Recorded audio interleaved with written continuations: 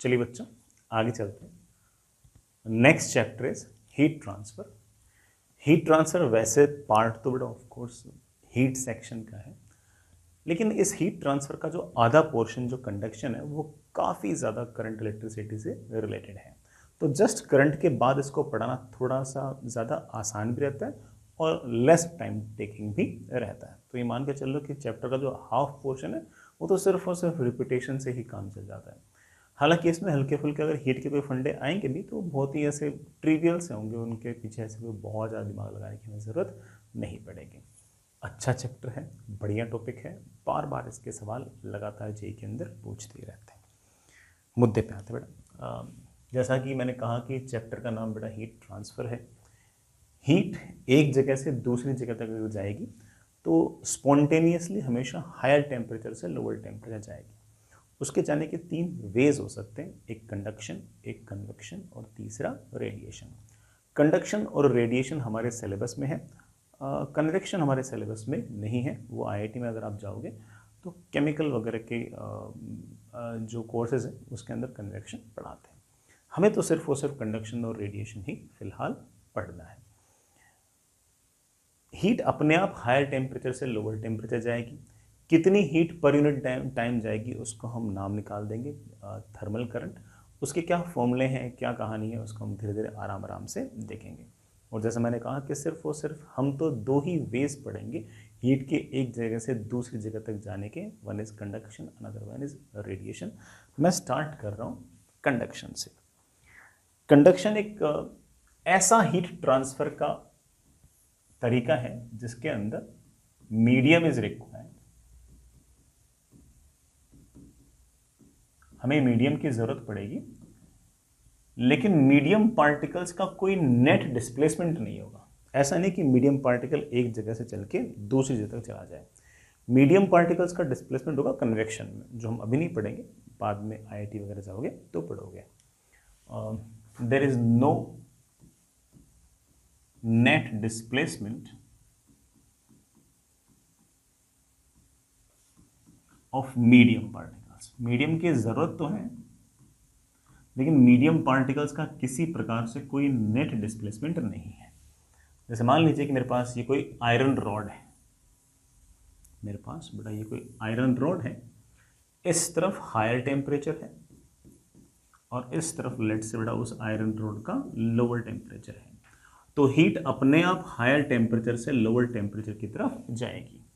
Heat जो है वो अपने आप बेटा हायर टेम्परेचर से लोअर टेम्परेचर की तरफ स्पॉन्टेनियसली जाएगी, और वो जाएगी इस आयरन रॉड के थ्रू। तो क्या इसमें मीडियम की जरूरत पड़ी है? ऑफ कोर्स मीडियम की जरूरत पड़ी है, लेकिन क्या मीडियम के पार्टिकल्स का कोई नेट डिस्प्लेसमेंट है? आप बोलोगे नहीं सर, एटम का जो इस आयरन का पार्टिकल यहाँ पड़ा है वो यहीं पड़ा रहेगा, जो पार्टिकल आयरन का यहाँ पड़ा है वो यहीं पड़ा रहेगा, जो पार्टिकल यहाँ है वो यहीं पड़ा रहेगा। ऐसे नहीं कि हीट इधर से इधर गई तो पार्टिकल उठ के यहाँ से यहाँ, ऐसा नहीं। ठीक है, ये जो डेल्टा क्यू है ये हमारी हीट है, और ये एक तरह से एनर्जी इन ट्रांजिट है। ऐसी एनर्जी जो ट्रांसफर हो रही है बेटा उसे हम क्या बोल रहे हैं? हीट बोल रहे हैं। और ये हमेशा कहाँ से कहाँ फ्लो होगी? हायर टेम्परेचर से लोअर टेम्परेचर फ्लो होगी अपने आप। इसकी यूनिट की अगर बात करें तो बड़ा इसकी SI यूनिट तो बड़ा आपके पास हमेशा जूल्स ही रहेगी। हालांकि एक फेमस यूनिट और है, आपने सुन भी रखी होगी, दैट इज कैलोरी। एक कैलोरी जो है वो बड़ा लगभग 4.18 जूल्स के बराबर होती है। हीट अपने आप में एनर्जी ही है, एनर्जी इन ट्रांजिट है, एनर्जी इन ट्रांसपोर्टिंग है। तो अगर कोई मुझसे पूछे कि इसकी डायमेंशन क्या होगी तो मैं बोल दूंगा कि इसकी डायमेंशन तो वही होगी जो एनर्जी की डायमेंशन होती है, दैट इज mL/T-2। कितनी हीट पर यूनिट टाइम जाएगी बड़ा उसे हम थर्मल करंट कह देंगे, बाद में लिख देंगे। ये तो बात हुई हीट की। एक एक करके बड़ा कुछ डेफिनेशंस देखते हैं। सबसे पहले हीट करंट। हीट करंट शब्द भी यूज कर सकते हैं और इवन थर्मल करंट भी शब्द यूज कर सकते हैं, एक ही बात है बेटा। It is just rate of flow of heat, it is just rate of flow of heat.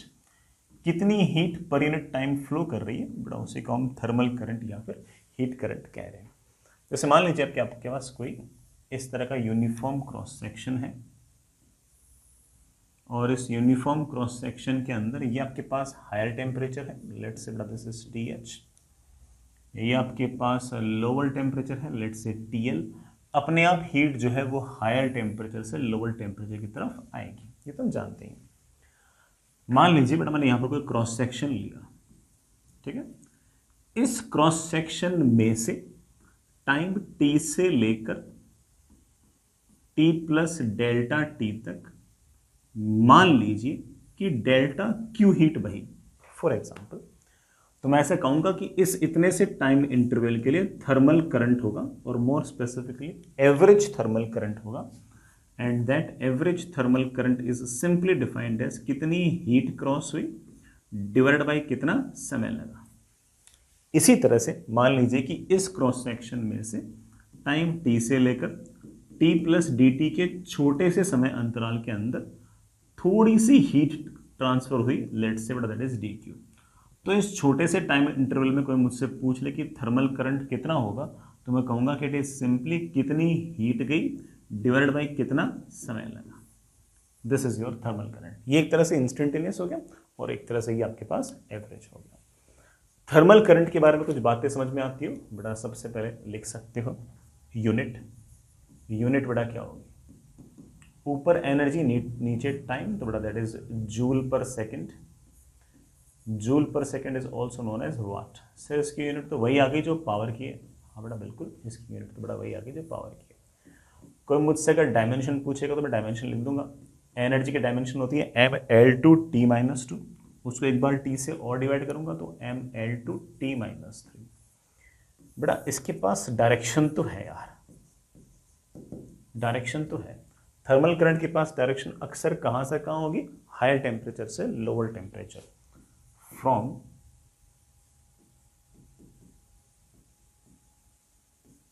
Higher temperature to lower temperature.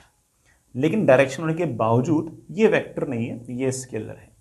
Again मैं वही आर्गुमेंट दूंगा इसके पीछे जो आर्गुमेंट मैंने करंट इलेक्ट्रिसिटी के अंदर दिया था कि बेटा मान लीजिए कि यहां पर इधर से थर्मल करंट आ रहा है लेट से 3 वाट, इधर से थर्मल करंट आ रहा है लेट से 4 वाट, तो इधर से थर्मल करंट कितना जाएगा।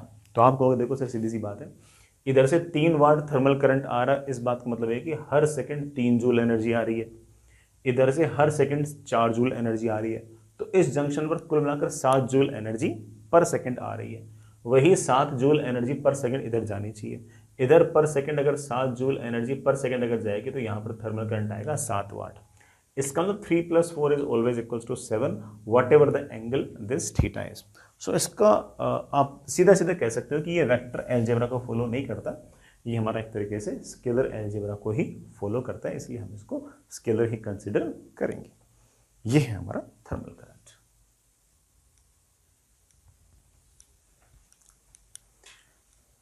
ठीक है बच्चों, ये सब बातें तो याद रहेंगी। आगे चलते हैं। Next is steady state. हम मोस्टली बेटा इस पूरे के पूरे चैप्टर में ये अजम्पशन मान के चलेंगे कि स्टेडी स्टेट ही है। सर स्टेडी स्टेट आखिर है क्या। मान लीजिए कि आपके पास इस तरह से कोई रॉड है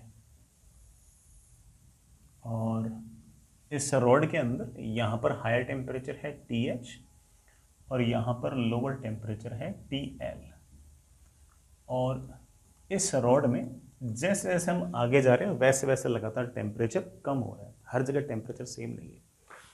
थर्मल करंट हमेशा हायर टेम्परेचर से लोअर टेम्परेचर होगा, बिल्कुल वैसे जैसे इलेक्ट्रिक करंट हमारा हायर पोटेंशियल से लोअर पोटेंशियल हुआ करता था। वहाँ पर पोटेंशियल था, यहाँ पर टेम्परेचर है, वहाँ पर करंट था, यहाँ पर थर्मल करंट है।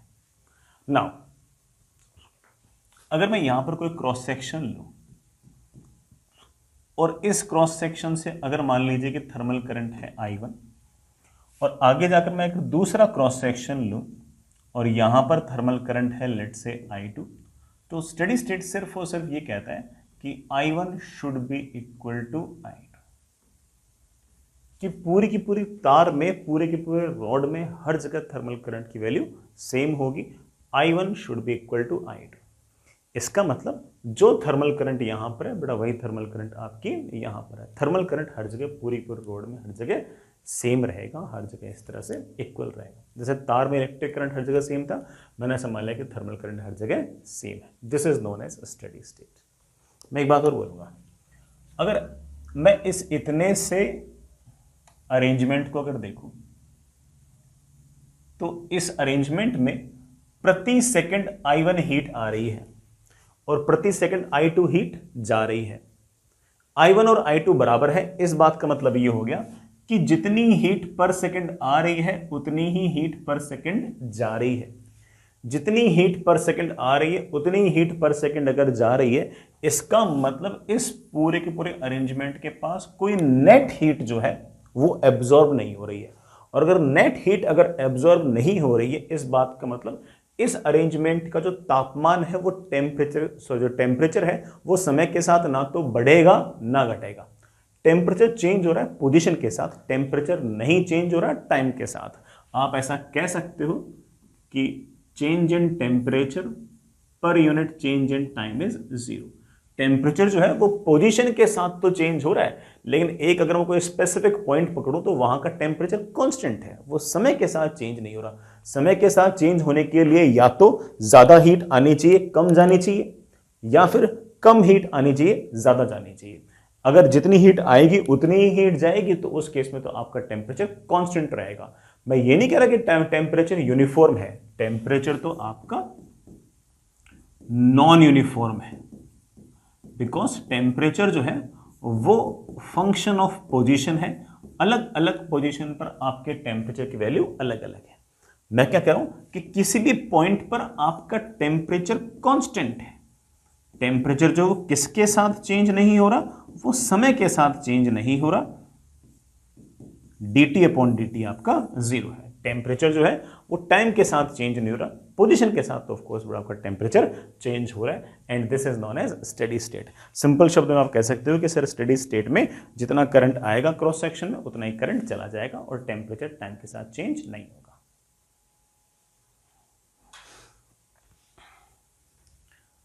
एक छोटी सी बात और डिस्कस कर लेते हैं, that is non steady state. हालांकि नॉन स्टेडी स्टेट पर ऐसे कोई बहुत ज़्यादा सवाल नहीं आएंगे, but we at least must know कि what non steady state means. हम जो भी फॉर्मूले वगैरह निकालेंगे वो स्टेडी स्टेट के लिए ही निकालेंगे, लेकिन मैं एक बार के लिए आपको बता रहा हूँ कि नॉन स्टेडी स्टेट का अर्थ क्या है। बड़ा मान लीजिए कि आपके पास ये कोई इस तरह की रॉड है, यहाँ कहीं बेटा आपके पास एक छोटा सा मैंने एलिमेंट लिया, ऐसे मैंने छोटा सा एलिमेंट लिया। यहाँ पर जो करंट इस जगह है थर्मल करंट, मैंने उसको एक बार के लिए I1 बोल दिया, और यहाँ से जो करंट बाहर निकल रहा है थर्मल करंट, मैंने उसको एक बार के लिए I2 बोल दिया। नॉन स्टेडी स्टेट के अंदर I1 की जो वैल्यू है और I2 की जो वैल्यू है वो ऑब्वियस बात है बराबर नहीं होगी। बराबर होता फिर तो स्टेडी स्टेट ही हो जाता है। मान लो कि आपका I1 जो है वो I2 से बड़ा है। अगर I1 अगर I2 से अगर बड़ा है तो इसका मतलब कुल मिलाकर अंदर हीट ज़्यादा आ रही है, बाहर हीट कम जा रही है, और अंदर जो नेट हीट आने की रेट है बेटा वो क्या है, I1 माइनस I2। ये I1 माइनस I2 एक तरीके से मेरे पास dq/dt है। क्या है, नेट हीट कितनी हमने एब्जॉर्ब की है वो है I1 I2 गई, तो I1 माइनस I2 मेरे पास नेट हीट रह गई पर यूनिट टाइम, नेट हीट रह गई पर यूनिट टाइम। ये dq क्या करेगा, अगर इतना सा जो आपके पास अरेंजमेंट है, अगर इसका मास m है, इसकी स्पेसिफिक हीट अगर s है, तो आप ऐसा कह सकते हो कि इतनी सी जो हीट है ये m मास की ऑब्जेक्ट का अगर स्पेसिफिक हीट s है तो dt टेम्परेचर चेंज कर सकती है, एंड अपॉन dt। ये नीचे dt को 90 से dt लगा दिया। dq can be written as, but अगर मान लो टेम्परेचर चेंज करते हैं तो उस केस में हम dq को लिख सकते हैं उस ऑब्जेक्ट का मास, उसकी specific heat multiplied by change in temperature. अगर कभी फेज चेंज करते हैं तो हम लिखते हैं कि वो छोटा सा मास dm जिसका फेज चेंज करना है मल्टीप्लाइड बाय l। ये जो l है ये होता है लेटेंट हीट, जब सॉलिड से लिक्विड में कन्वर्ट होता है तो लेटेंट हीट ऑफ फ्यूजन बोलते हैं, जब लिक्विड से वेपर में कन्वर्ट होता है तो लेटेंट हीट ऑफ वेपराइजेशन बोलते हैं। ठीक है, तो DQ हम इस तरह से लिख सकते हैं। ये वाली बातें हम कैलोरीमेट्री वगैरह में पढ़ भी लेंगे, लेकिन मैंने वहाँ से जानबूझ के वही फॉर्मूले मैंने यहाँ पर रख दिया, कभी काम आए तो आप लगा सकते हो। तो नेट हीट जो आपके पास वो ये रहेगी, I1 अगर I2 से बड़ा है तो ऑफकोर्स बड़ा ये वाला टर्म पॉजिटिव, तो हमारा dt अपॉन dt भी इस केस में पॉजिटिव। dt अपॉन dt अगर पॉजिटिव, इस बात का मतलब समय के साथ साथ लगातार आपका टेम्परेचर बढ़ेगा, समय के साथ लगातार टेम्परेचर बढ़ेगा। सर स्टेडी स्टेट में क्यों नहीं बढ़ा था? बेटा स्टेडी स्टेट में इसलिए बढ़ा था क्योंकि जितनी हीट आ रही थी उतनी ही जा रही थी। इस बार ज़्यादा हीट आई है, कम गई है, तो हमने कुछ एब्जॉर्ब कर लिया, और अगर हमने एब्जॉर्ब कर लिया तो ऐसे केस में हमारा समय के साथ लगातार टेम्परेचर चेंज होगा। ठीक है, हम लोग बेटा कौन सी केस के लिए थ्योरी बनाएंगे? हम तो स्टेडी स्टेट के लिए ही थ्योरी बनाएंगे और उसी पे सारी बातें करेंगे। आगे चलते बेटा, नेक्स्ट इज टेम्परेचर ग्रेडियंट। आराम से इत्मीनान से सुनना बेटा, समझना। हमारे पास एक यूनिफॉर्म क्रॉस सेक्शन का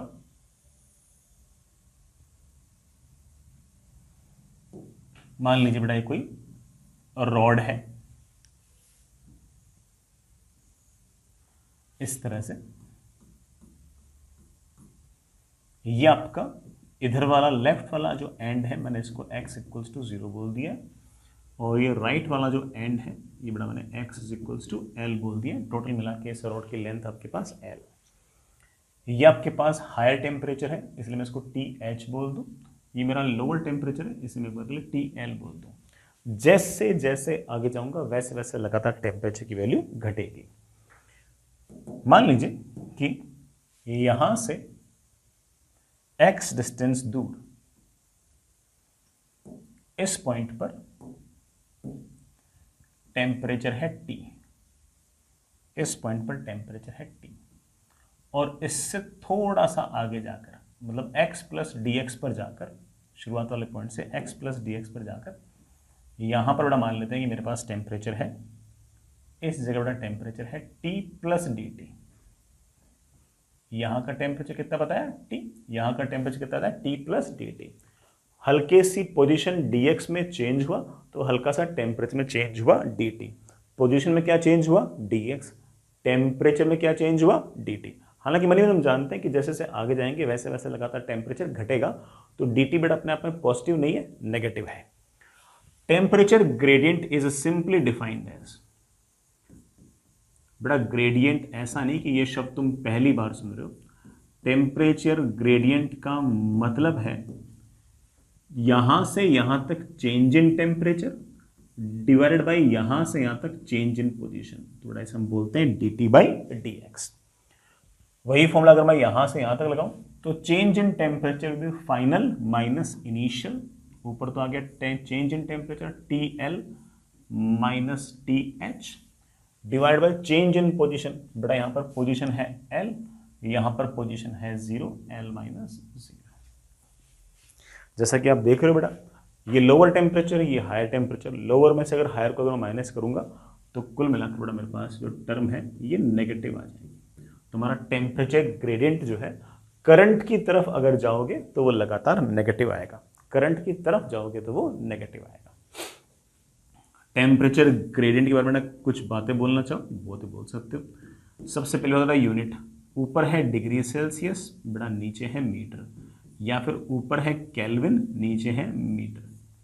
सर केल्विन में लिख सकता हूँ, मीटर में लिख सकता हूँ? हाँ बेटा, चेंज इन टेम्परेचर चाहे डिग्री सेल्सियस में निकालो चाहे केल्विन में निकालो सेम ही आएगा। मैं आपसे पूछूंगा कि इसकी डायमेंशन क्या होगी, तो ऊपर तो टेम्परेचर है, टेम्परेचर की डायमेंशन तो होती है के, नीचे है लेंथ, लेंथ अगर ऊपर गया तो L माइनस। ये हमारे पास बेटा टेम्परेचर ग्रेडियंट है। ठीक है बेटा, याद रहेगी सब बात। टेम्परेचर ग्रेडियंट शब्द हमारे काम काफी आएगा। आगे चलते हैं, आगे चलते हैं। नेक्स्ट इज बेटा यहां पर भी एक तरह का ओम्स लॉ है। जैसे मतलब काफी ज्यादा सिमिलरिटीज हमारे करंट इलेक्ट्रिसिटी से हीट ट्रांसफर को। जैसे वहां पर इलेक्ट्रिक करंट था, यहां पर थर्मल करंट है।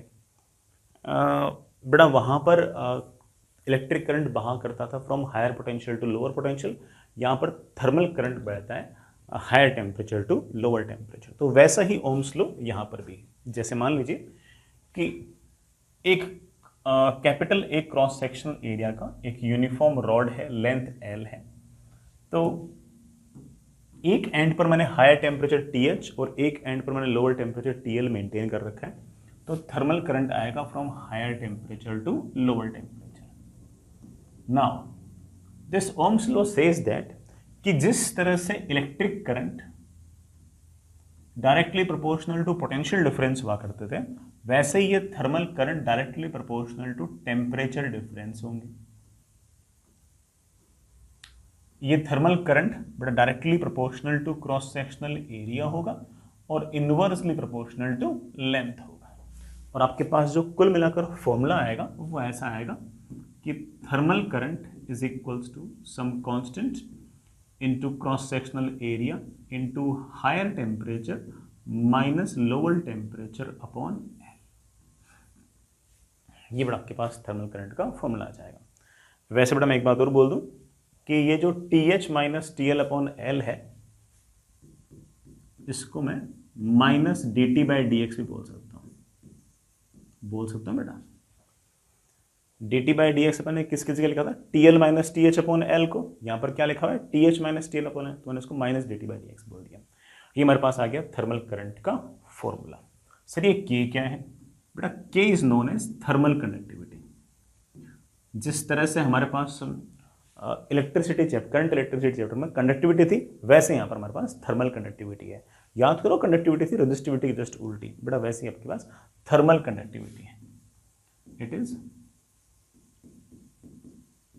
Thermal conductivity. ये बड़ा प्रॉपर्टी ऑफ मीडियम है, आपको चिंता करने की जरूरत नहीं है। ये मीडियम के लिए इसकी वैल्यू क्या होगी हमें हमेशा दे रखी होगी। कोई अगर मीडियम अच्छा कंडक्टर हुआ तो उसके K की वैल्यू ज्यादा होगी। मीडियम अगर आपका बैड कंडक्टर हुआ तो उसके K की वैल्यू कम होगी। इसकी यूनिट की बात करो तो कर सकते हो बेटा, ये तो वाट था थर्मल करंट, तो into metre upon metre square, तो मेरे पास क्या बच गया वाट पर मीटर। ये टेम्परेचर भी नीचे आएगा तो केल्विन, हालांकि नीचे चाहे केल्विन लिख दो चाहे डिग्री सेल्सियस लिख दो कोई फर्क नहीं पड़ता, जस्ट बिकॉज कि बेटा change in temperature degree Celsius और केल्विन में सेम ही होता है। तो ऊपर तो आ गया वाट, नीचे आ गया बेटा आपका मीटर पर डिग्री सेल्सियस या पर केल्विन, एक ही बात है। डायमेंशन में लिखना चाहो तो लिख सकते हो, मुझे तो ऐसे कोई खास इतना इशू नहीं है। ऊपर बड़ा वाट है, वाट की डायमेंशन तो मेरे बच्चों को पहले से याद रहती है mL/T-3। नीचे एक L से और डिवाइड कर दूंगा तो एक L ही बचेगा। टेम्परेचर अगर ऊपर जाएगा तो K की पावर -1।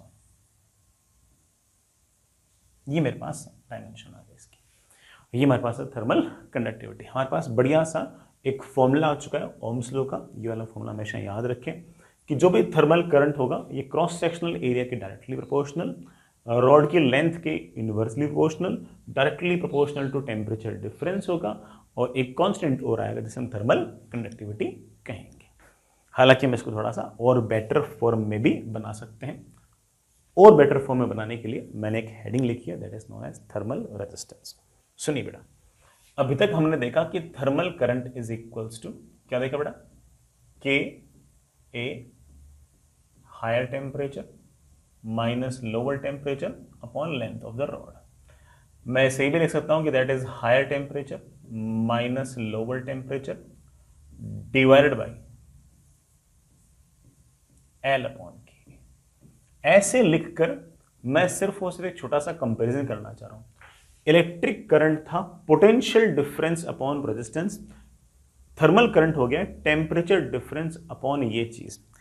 ये जो चीज है इसको हम नाम दे देंगे थर्मल रेजिस्टेंस।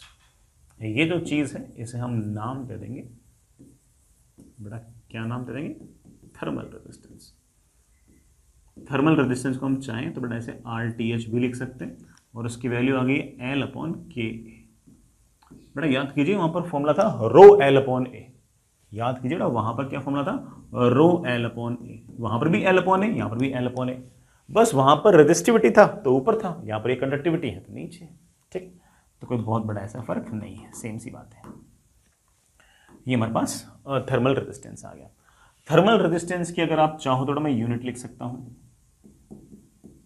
कैसे लिखोगे, थर्मल रेजिस्टेंस ऊपर गया, थर्मल करंट नीचे आया, तो ऊपर तो आ गया टेम्परेचर का चेंज, डिग्री सेल्सियस पर वाट। कोई दिक्कत तो नहीं है, that is higher temperature minus lower temperature upon thermal resistance. Thermal resistance ऊपर गया, करंट आया बड़ा नीचे, तो ये तो आ गया डिग्री सेल्सियस में, divided by thermal current. Thermal current किसमें, वाट में। केल्विन पर वाट में लिख सकते हो बड़ा तुमसे, कोई इश्यू नहीं है, केल्विन पर वाट में लिख सकते हो। डायमेंशन में लिख सकते हो, ऊपर तो टेम्परेचर है, टेम्परेचर तो हो गया लेट से के, वाट बड़ा नीचे है, पावर नीचे है, पावर के डायमेंशन में याद है M L two T minus three, M ऊपर गया तो एम की पावर -1, एल की पावर -2, टी की पावर 3, ये बड़ा आपके पास डायमेंशन आ गया। कोई याद रखने वाली ऐसी बात है नहीं, बस सिंपल सिंपल सी बात है। मैं तो कंपैरिजन से काम चला रहा हूं तो हमारा काफी सारा काम तो आसान हो जाएगा।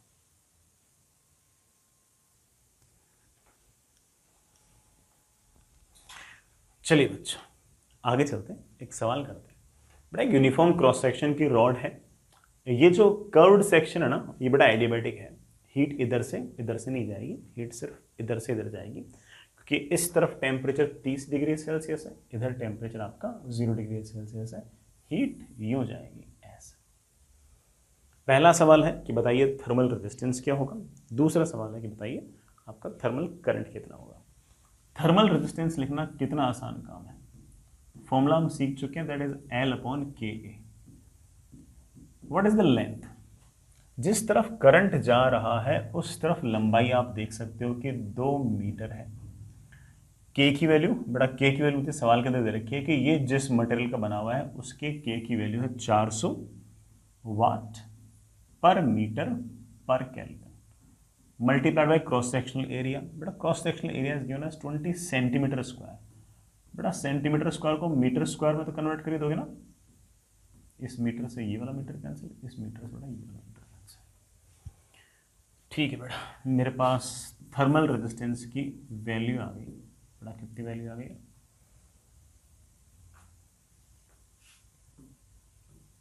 बेटा 10 बचा, 1 2 3, तो मेरे पास ऊपर तो आ गया बड़ा केल्विन, 1 नीचे, 4 दूनी 8, 8 इंटू 10 रेज़ टू पावर -1। सही लिखा मैंने, 1 0 बड़ा वहाँ पर, 2 0 वहाँ पर, ठीक है सही लग रहा है। That is 10 divide by 8, that is I think 1.25 kelvin पर वाट, ये बड़ा डिग्री सेल्सियस पर वाट। ये थर्मल रेजिस्टेंस आ गया। कोई मुझसे पूछे कि थर्मल करंट कितना होगा, थर्मल करंट होगा higher temperature minus lower temperature, that is 30 degree Celsius या 30 केल्विन, एक ही बात है, बट टेम्परेचर डिफरेंस दोनों में सेम ही होगा, डिवाइड बाई 1.25 केल्विन पर वाट। बड़ा वाट को मैंने ऊपर भेज दिया, केल्विन केल्विन बड़ा कैंसिल हो गया, दैट इज 30 डिवाइड बाई 5/4, बड़ा 1.25 इज 5/4 वाट, कितना बड़ा 24 आ गया, 24 watt is the thermal current. 24 watt thermal current है, इस बात का मतलब ये होगा कि हर एक सेकंड के अंदर 24 जूल लगातार एनर्जी यूं आए जा रही है, आए जा रही है। ठीक है बच्चे, सिंपल सा सवाल था। ऐसे सवाल जैसे हमारे पास सवाल रेजिस्टेंस के इलेक्ट्रिक करंट में थे, वो सारे के सारे सवाल यहाँ पर भी वापस से आपसे पूछ सकते हैं, और बिल्कुल सेम कहानी, बस इतना सा फर्क है कि जहाँ पर रो लिखा हुआ था वहाँ पर हम 1/k लिख रहे हैं, तो सवाल वापस से सारे के सारे वो रिपीट हो सकते हैं। आगे चलते हैं बेटा, next is Kirchhoff's current law. हालांकि मैं ऐसे अलग से किरचॉफ्स करंट लॉ यहाँ पर ऐसे लिखा नहीं रहा, मैं एक सवाल के थ्रू बड़ा वापस से सारी की सारी बातें बता रहा हूँ, याद करा रहा हूँ, और मुझे ऐसा लगता है कि सारे बच्चों को किरचॉफ करंट लॉ वापस से याद भी आ जाएगा। मेरे पास बेटा 3 रॉड्स हैं, यूनिफॉर्म क्रॉस सेक्शनल एरिया की रॉड्स हैं। इसका cross sectional area 10 centimetre square, इसका cross sectional area 10 centimetre square, इसका cross sectional area 20 centimetre square. इसकी लेंथ 2 मीटर, इसकी लेंथ 3 मीटर, इसकी लेंथ 1 मीटर। इसकी थर्मल कंडक्टिविटी 200 वाट पर मीटर पर डिग्री सेल्सियस। इसकी थर्मल कंडक्टिविटी 400 वाट पर मीटर पर डिग्री सेल्सियस। इसकी थर्मल कंडक्टिविटी 100 वाट पर मीटर पर डिग्री सेल्सियस। पहला पूछा है thermal resistance of each rod, her rod का थर्मल रेजिस्टेंस क्या होगा। अच्छा, यहाँ का टेम्परेचर मेंटेन कर रखा है 100 डिग्री सेल्सियस, उस कोने का टेम्परेचर मेंटेन कर रखा है 50 डिग्री सेल्सियस, और इसका टेम्परेचर कर रखा है 0 डिग्री सेल्सियस। पहला सवाल मेरे पास ये है कि मुझे तीनों का रेजिस्टेंस निकालना है। निकाल लेंगे बेटा।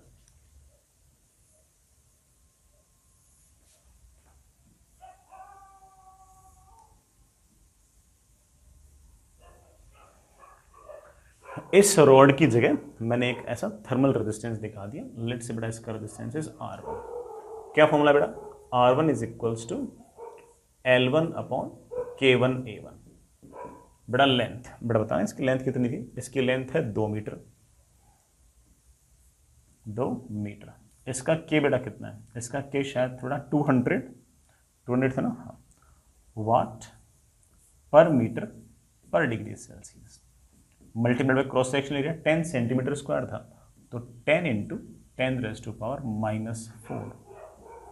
Metre square. बेटा मीटर स्क्वायर तो कैंसिल। बेटा 1 2 3 0 बेटा निपटे, है ना। 3 0 अगर निपटे तो 10⁻⁻1 बचा। ये बेटा ऊपर गया तो ऊपर बच गया 10। ऊपर कितना बच गया बेटा? 10 इंटू 2 से बेटा 2 क्या हो गया? कैंसिल। मेरे ख्याल से 10 ही बच गया सिर्फ। 10 डिग्री सेल्सियस पर वाट। मैं एक बार बेटा कैलकुलेशन ऑफिस से चेक कर लो। 2 से बेटा 2 कैंसिल हो गया, 100 बच गया। 100 और ये बेटा कितना? 1000 बेटा 10⁻³ से कैंसिल, ऊपर गया 10 बच गया। आगे चलते हैं बेटा। नेक्स्ट इज ये वाला जो वायर है, इसे मैं रेजिस्टेंस R2 बोल देता हूँ। इसका रेजिस्टेंस बेटा क्या होगा? फॉर्मूला वही है बेटा, L2 अपॉन K2A। इसकी लेंथ बेटा शायद 3 मीटर दे रखी है। इसका K कितना दे रखा है? बेटा K है 400, ठीक है। K दे रखा है बेटा 400 वाट पर मीटर पर degree Celsius. Cross sectional area दे रखा है 10 सेंटीमीटर स्क्वायर। तो मीटर स्क्वायर में कन्वर्ट करने के लिए मैंने ऐसे कर दिया।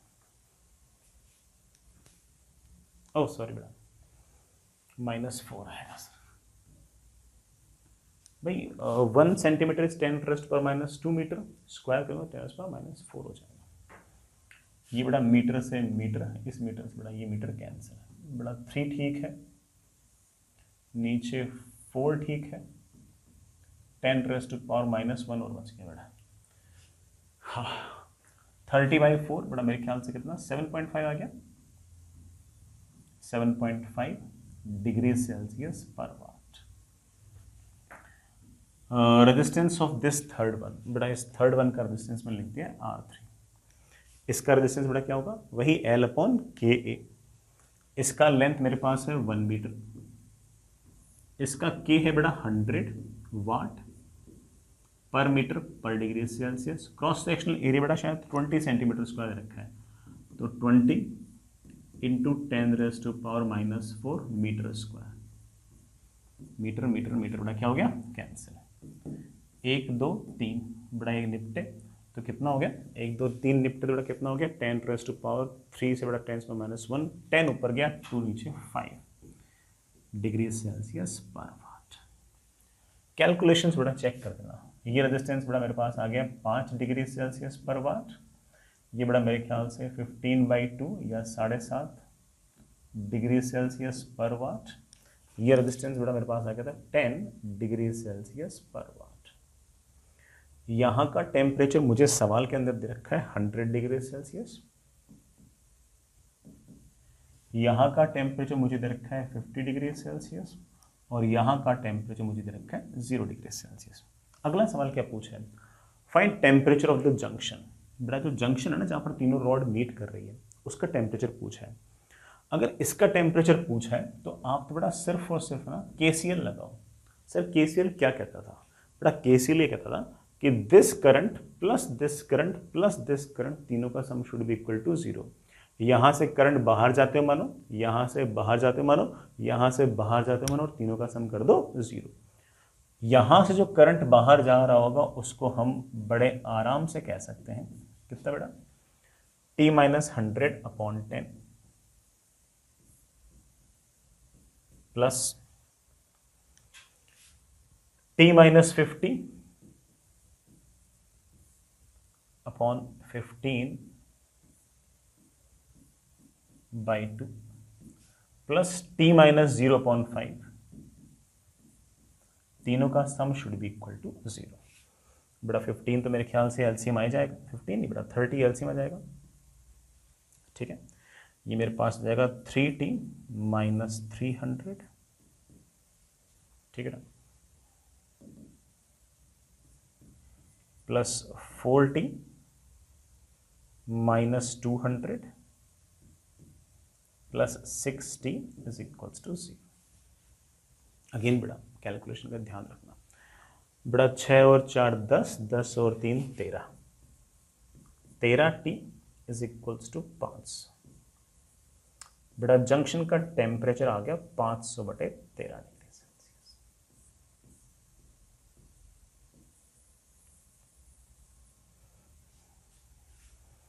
ठीक है ना,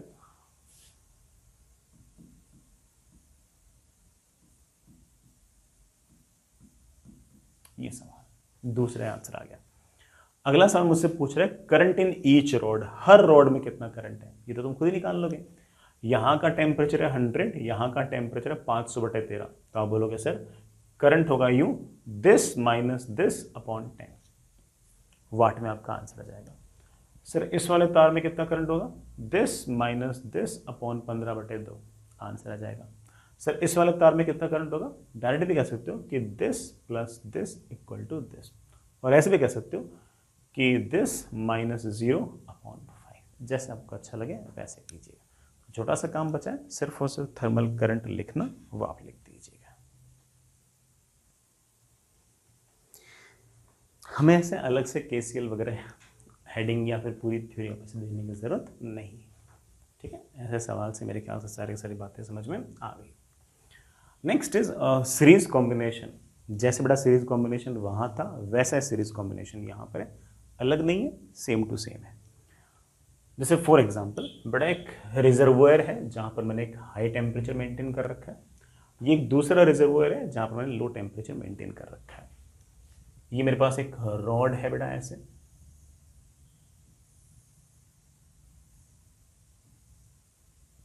क्रॉस सेक्शनल एरिया इसका A है, इसकी बेटा जो लेंथ है वो L1 है, और इसकी थर्मल कंडक्टिविटी K1 है। ये मेरे पास एक दूसरी रॉड है जिसका क्रॉस सेक्शनल एरिया A है, जिसकी लेंथ बेटा आपके पास L2 है, और इसकी थर्मल कंडक्टिविटी K2। अगर ये हायर टेम्परेचर है, ये लोअर टेम्परेचर है, तो करंट आएगा from higher temperature to lower temperature, thermal current आएगा ऐसे। तो ये दोनों एक तरह से, ये रेजिस्टेंस अगर R1 है और अगर ये रेजिस्टेंस अगर R2 है, तो दोनों सिरेवार जुड़े हुए हैं एंड टू एंड, और दोनों में थर्मल करंट सेम है। तो हम ऐसा कह सकते हैं कि दोनों के दोनों आपस में सीरीज में है। हम अगर दिखाना चाहें तो ये भी कह सकते हैं, ऐसे सर्किट टाइप अगर दिखाना चाहें तो ऐसे कह सकते हैं कि इस तरफ तो हायर टेम्परेचर, इस तरफ आपका लोअर टेम्परेचर, और बीच में दो रेजिस्टेंस है, एक है R1 और एक है R2, एक है R1 एक है R2। R1 की वैल्यू मुझे पता है बेटा कितनी है, R1 की वैल्यू मुझे पता है L1/K1A, R2 की वैल्यू भी बेटा मुझे पता है, that is equals to L2/K2। अगर कोई मुझसे R इक्विवेलेंट पूछे कि इक्विवेलेंट रेजिस्टेंस क्या होगा, तो आप कह सकते हो कि sir equivalent resistance will be, series combination में आप सीधे के सीधे रेजिस्टेंस को ऐड कर सकते हो कि R equivalent will be simply R1 plus R2, simple. और अगर कोई मुझसे पूछ रहे कि थर्मल करंट कितना होगा, तो मैं थर्मल करंट बड़े आराम से बोल सकता हूँ, दैट इज हायर टेम्परेचर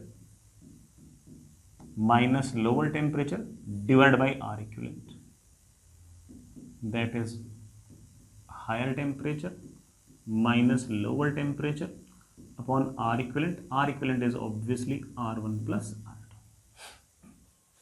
ये हमारा एक तरीके से इक्विवेलेंट थर्मल करंट है। हम चाहे ना तो इस जंक्शन का टेम्परेचर भी निकाल सकते हैं। ये जो जंक्शन है ना, इसका टेम्परेचर भी निकाल सकते हैं। ये जंक्शन का जो टेम्परेचर है वो भी निकाल सकते हैं। ये रहा आपका जंक्शन का टेम्परेचर। कैसे निकालोगे? जो थर्मल करंट यहां से यहां है वही थर्मल करंट यहां से यहां भी है। तो आप ये भी कह सकते हो कि sir the same thermal current which is from here to here is equals to here to here, या फिर जो थर्मल करंट यहां से यहां वही यहां से यहां। तो इसी थर्मल करंट को आप ऐसे भी लिख सकते हो कि that is TH minus T upon R1, और आप ऐसे भी लिख सकते हो कि that is T minus TL upon R2। या तो इन दोनों को सोल्व कर लो या इन दोनों को सोल्व कर लो। किसी भी दो को अगर सोल्व करोगे तो आपके बेटा T की वैल्यू बड़े आराम से जाएगी। जैसे मैं इन दोनों को सोल्व करूं तो मेरे पास जाएगा TH into R2 minus T into R2 is equals to T into R1 minus TL into R1।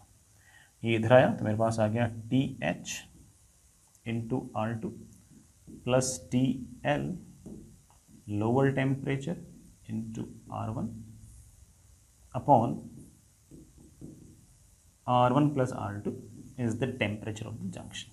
ये कोई स्टैंडर्ड फॉर्मूला नहीं जैसे याद रखो, तो समझाने की कोशिश कर रहा हूँ कि अगर बीच में अगर जंक्शन का अगर टेम्परेचर निकालना हो तो आपने थर्मल करंट तो निकाल रखा है, लिख देना कि sir that thermal current is also TH minus T upon R1 बताइए।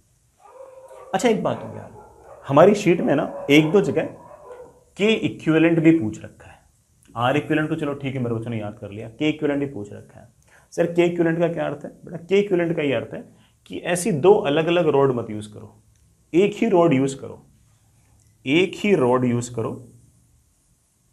उसी क्रॉस सेक्शनल एरिया की एक ही, और लेंथ रख लो उसकी L1 प्लस L2। ठीक, इसका थर्मल रेजिस्टेंस और इन दोनों का मिलाकर जो थर्मल रेजिस्टेंस है वो सेम होना चाहिए, तो आपको असर हो जाएगा। इन दोनों का थर्मल रेजिस्टेंस मुझे पता है कि L1 upon K1A plus L2 upon K2A।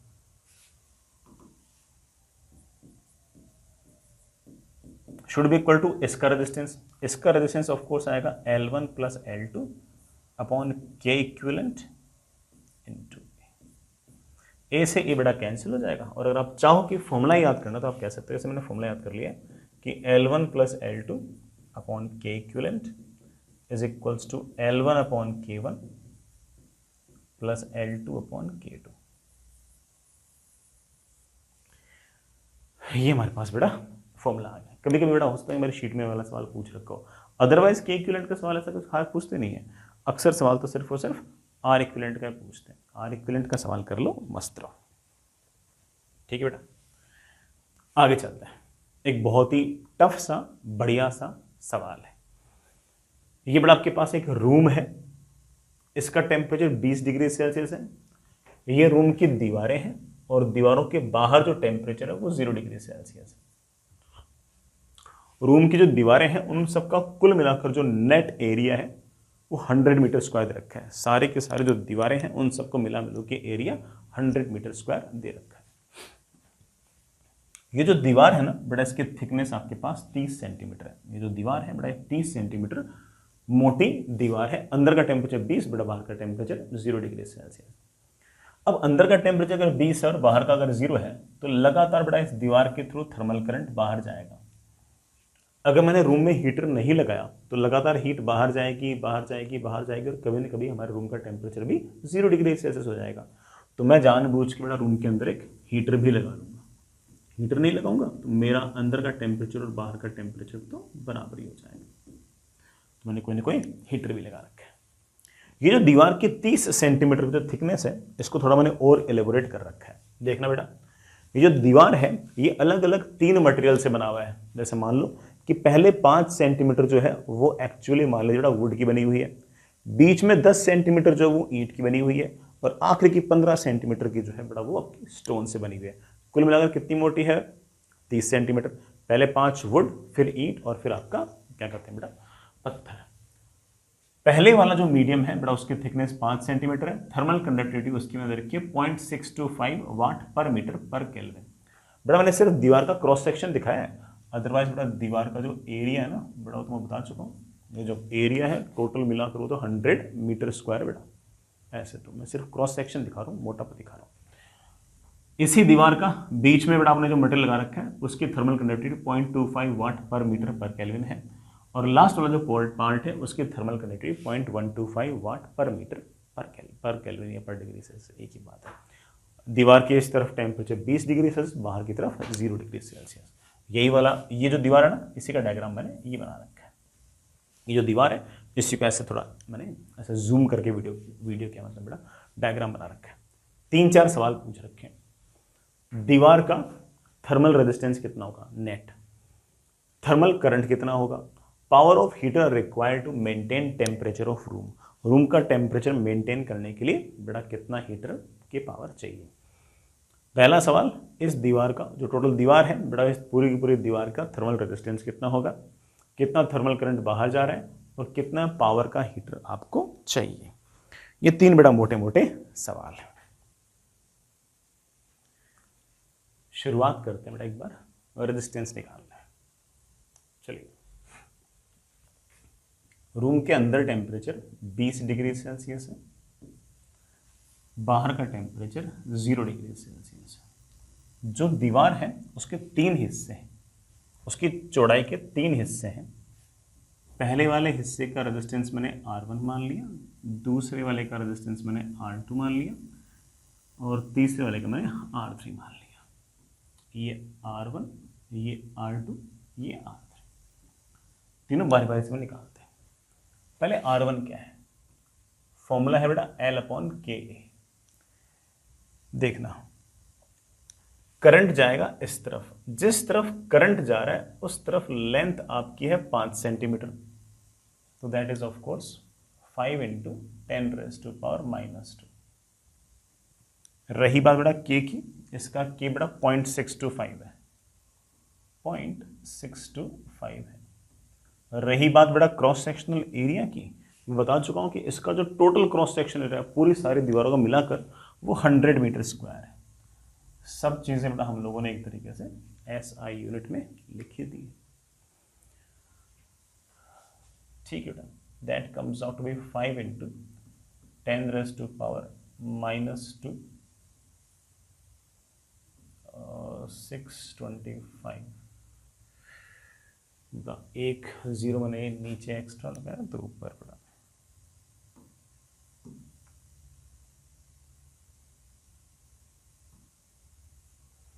मैं से 50/625 लिख दूँ,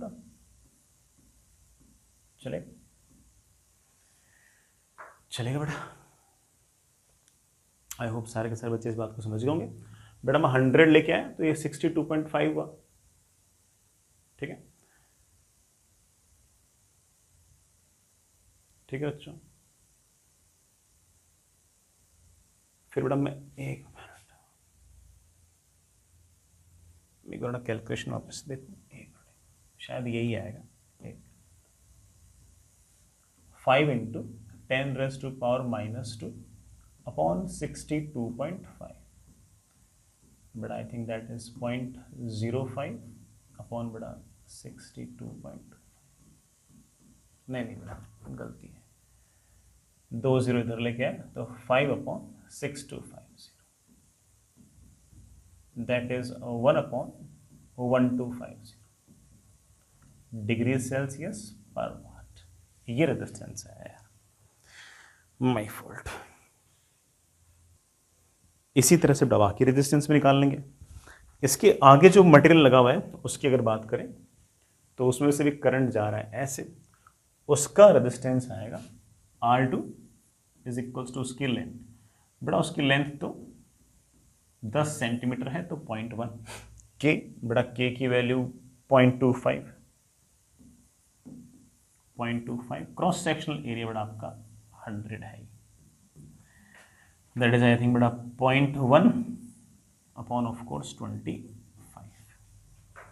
दैट इज 1/2 250 डिग्री सेल्सियस पर वाट।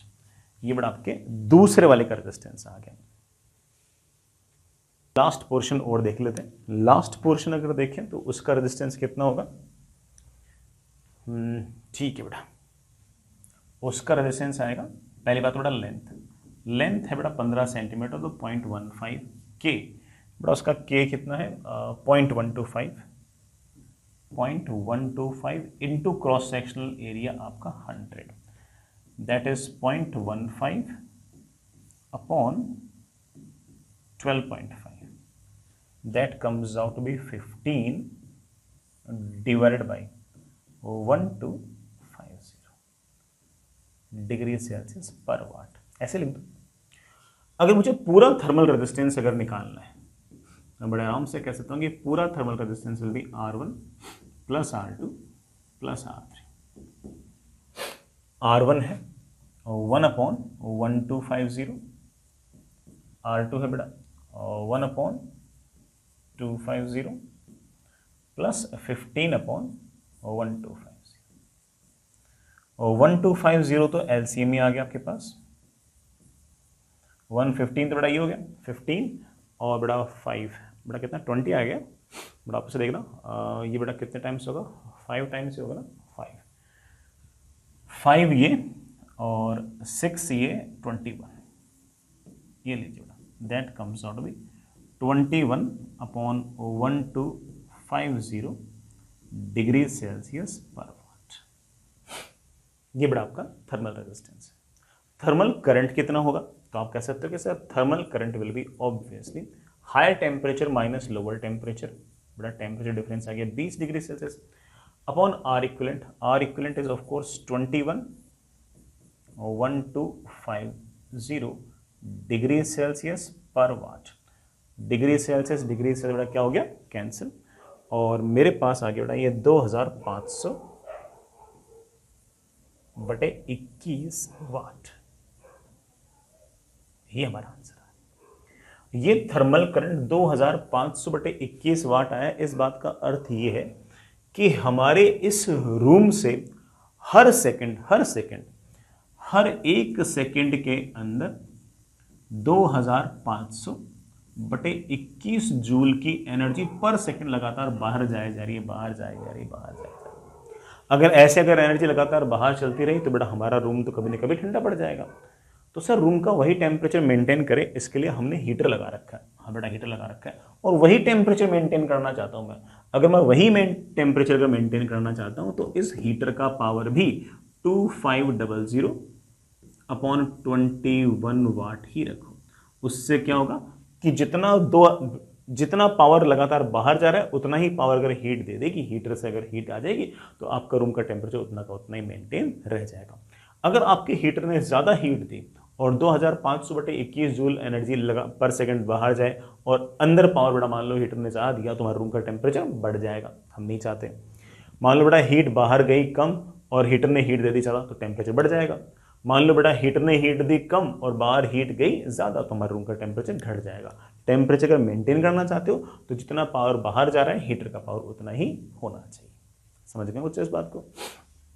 यही नहीं, कोई अगर मुझसे ये पूछ ले कि सर इस दीवार के अंदर यहाँ पर इस पॉइंट पर टेम्परेचर कितना होगा, तो ये वाला टेम्परेचर निकालना मतलब बाएं हाथ का खेल है। हमसे ये वाला टेम्परेचर पूछ रहे हैं, इसका मतलब मुझे यहाँ का टेम्परेचर पूछ रहे हैं।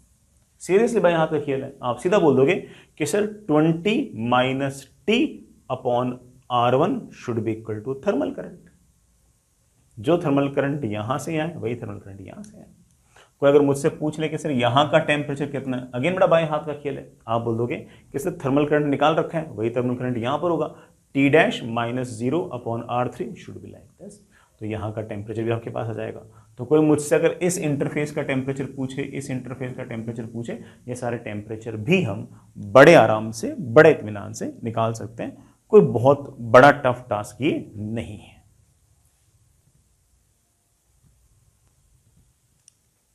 ठीक है बच्चों, आगे चलते हैं यार। वैसे इस तरह का जो सवाल है ये थोड़ा जेई मेन लेवल का तो नहीं है, थोड़ा एडवांस लेवल का सवाल तो था। आगे चलते हैं। Next is parallel combination. जिस तरह से इलेक्ट्रिक करंट में तुमने देखा था कि अगर दो रेजिस्टेंसेस के अक्रॉस पोटेंशियल डिफरेंस सेम होते हैं तो हम उनको पैरेलल बोल देते हैं, वैसे ही यहाँ पर अगर टेम्परेचर डिफरेंस अगर दो रोड्स के अक्रॉस अगर सेम होगा तो हम कह देंगे कि दोनों के दोनों रोड्स पैरेलल में है। जैसे ये मेरे पास एक रिजर्वोयर है जहाँ पर हायर टेम्परेचर है, ये एक रिजर्वोयर है जहाँ पर लोअर टेम्परेचर है। ये मेरे पास एक रॉड मैंने ऐसे डाल दी बेटा, इसका क्रॉस सेक्शनल एरिया A1 है बेटा, इसकी लेंथ L है, इसका रेजिस्टेंस बेटा लेट से R1 है।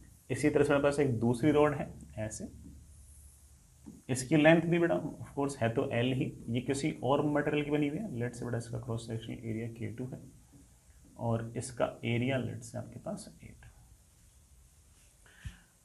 तो मैं कहूंगा कि ये दोनों के दोनों, अच्छा इसका थर्मल रेजिस्टेंस बेटा लेट से R2 है। इन दोनों रोड्स को मैं एक इकलौती रोड से रिप्लेस कर सकता हूँ और जिस इकलौती रोड से मैं इसको रिप्लेस करूंगा उसके थर्मल रेजिस्टेंस को मैं लिख सकता हूँ कि 1/R equivalent equals to 1/R1 plus 1/R2।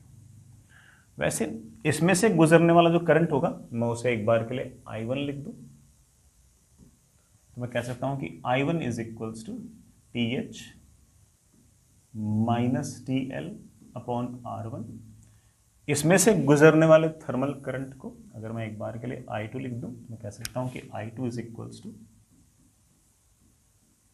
TH minus TL upon R2। आपने इस बात को नोटिस कर ही लिया होगा कि I1 upon I2 is equals to R2 upon R, कि करंट कैसे जाएगा, इनवर्सली प्रोपोर्शनल टू रेजिस्टेंस जाएगा। ये सब बातें हम लोग पहले से इलेक्ट्रिक करंट के अंदर भी देख चुके हैं। ये बेटा आपका R इक्विवेलेंट का फॉर्मूला है, इस सब का काम बन जाएगा। हालांकि अगर कोई बच्चा कहते हैं कि मैं यहाँ पर K इक्विवेलेंट भी निकालना चाहता हूँ तो K इक्विवेलेंट निकाल सकते हो। जैसे इसका रेजिस्टेंस तुम क्या लिख सकते हो, इसका रेजिस्टेंस तुम लिख सकते हो L अपॉन K1 A1। इसी तरह से इसका रेजिस्टेंस बेटा तुम क्या लिख सकते हो L अपॉन K2 A2। इसी तरह से अगर दोनों रोड को ऐसे मिला दो और पूरी एक ही मटेरियल की अगर मैं रोड बना दूं, एक ही मटेरियल की पूरी रोड बना दूं, उस पूरे के पूरे मटेरियल का बड़ा जो थर्मल कंडक्टिविटी होगा उसमें K इक्विवेलेंट बोल दूंगा। ये जो एरिया है बड़ा ये आपके पास हो जाएगा A1 प्लस A2। इसका रेजिस्टेंस क्या लिखोगे आप बोलो, मैं इसका रेजिस्टेंस लिख दूंगा L upon K equivalent into A1 plus A2। बड़ा L कैंसिल हो जाएगा और अगर K इक्विवेलेंट अगर निकालना चाहो तो आपके पास एक फॉर्मूला आ गया कि K1 A1 plus K2 A2 upon K1 plus K2। मुझे पर्सनली ये बड़ा K इक्विवेलेंट वगैरह के फॉर्मूले इतने पसंद है नहीं, मुझे तो सिर्फ और सिर्फ R इक्विवेलेंट के फॉर्मूले पसंद है, लेकिन अपनी शीट में K इक्विवेलेंट पे सवाल है इसलिए मैंने K इक्विवेलेंट के फॉर्मूले निकाल दिए। आप तो सिर्फ याद रखो कि अगर कभी K इक्विवेलेंट पूछ ले तो जो दोनों तीनों रोड्स हैं उनको सिर्फ और सिर्फ एक ही मटेरियल की रोड मान लिया करो और फिर आप वापस से R इक्विवेलेंट निकाल लिया करो। वो वाला R इक्विवेलेंट और जो एक्चुअल अरेंजमेंट है उसका R इक्विवेलेंट कर लिया करो बराबर, वो जो K इक्विवेलेंट आएगा वही आपका आंसर। ठीक है, वैसे लोड नहीं देने का, ये मत सोचना कि अरे यार सर ने कितने सारे फॉर्मूले लिखा दिए और सॉरी नीचे A1 प्लस A2 सर ने कितने सारे फॉर्मूले लिखा दिए, मैं कौन सा याद करूँ। अरे मत करो बेटा याद, मुझे कौन सा याद है। ठीक है, ये अपने आप में सवाल है बेटा, हो जाए याद तो अच्छी बात है, ना याद हो तो कोई पहाड़ नहीं टूट पड़ा। ठीक है, आगे सुनिए बेटा, ये एक रिजर्वायर है जिसमें टेम्परेचर फिक्स कर रखा है आप लोगों ने 100 डिग्री सेल्सियस।